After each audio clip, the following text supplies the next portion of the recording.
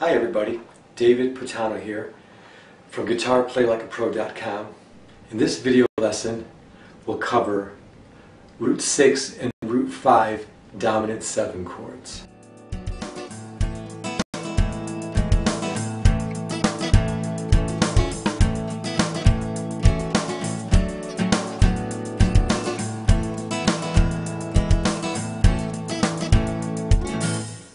Let me show you what we're going to be starting with. This is Root 6, C7. So once again, knowing our chromatic notes, open E on the 6th string, F, F sharp, G, G sharp, A, B flat, B, C. Make a C major Root 6 like from one of our earlier lessons. The triad C, E, G. Lift your little finger. And I'll show you that now on the screen. And as a reminder, pause the video here and pull out your notebook and pencil and put this chord form in your notebook. And for a song example, we're going to use once again Santa Claus is Coming to Town, because this song, you can really hear the dominant 7 chord being used. It goes major chord, then dominant 7, then 4, then 4 minor. So C, C7, F, that's Root 5, F major, F minor. You can go back to the previous video to see the Root 5 major and minor. And let me just show you the music to this song. As I've been saying, put these notes in your book, and you can even go back and put this chord form in your notebook, because we want to have a collection of these, and we want to be writing them out ourselves, because as I said earlier, we're probably going to be teaching these concepts to others in the future when we're music therapists or even when we're professionals wanting to teach lessons. So write all this information in your notebook.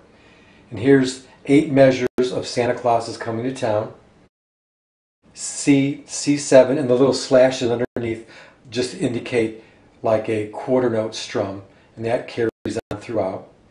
But C to C7, F, F minor, then measures 3 and 4 to remind us from music class, that double slash with the 2 means you repeat those 2 previous measures. So once again, measures 3 and 4 are C, C7, F, F minor. Then down to measure 5 to the bottom left.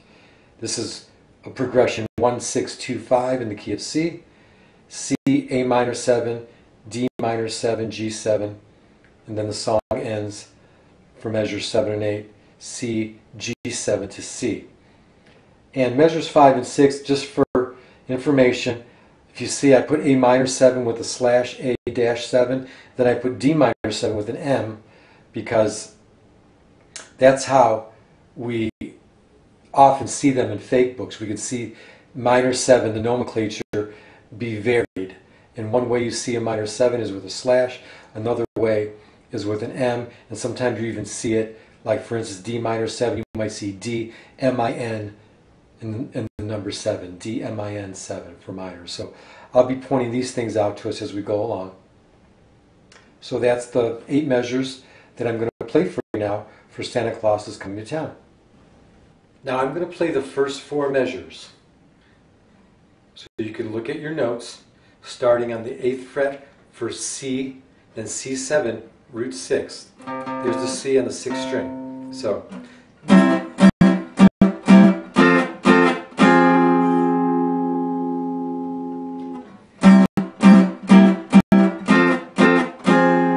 that's the first 4 measures.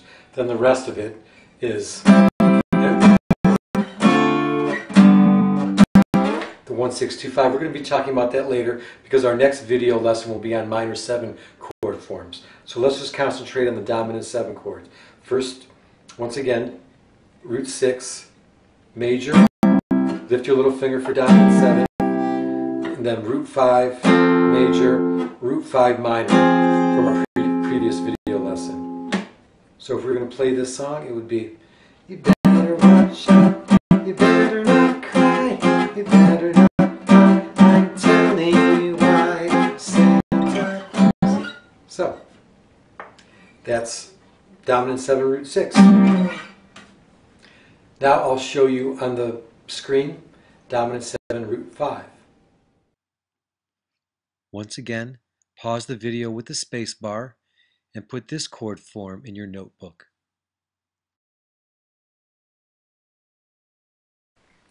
So now here's a C7 root 5. Refer back to your notes. So there's the 5th string. Let's open A, B flat, B, C. Once again, let's open A, B flat, B, C. So there you are. There's a C major root 5 and just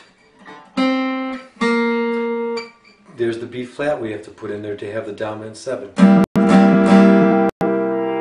Your 4th finger and 3rd finger, so it's C. So getting back to your music, we'll go C, C7, then F, F minor, root 6 now. So C, C7, F major, root 6, F minor, root 6. And once again, go back to your video about major and minor chords, root 6. So we played it here earlier, root 6. Now we're playing at root 5.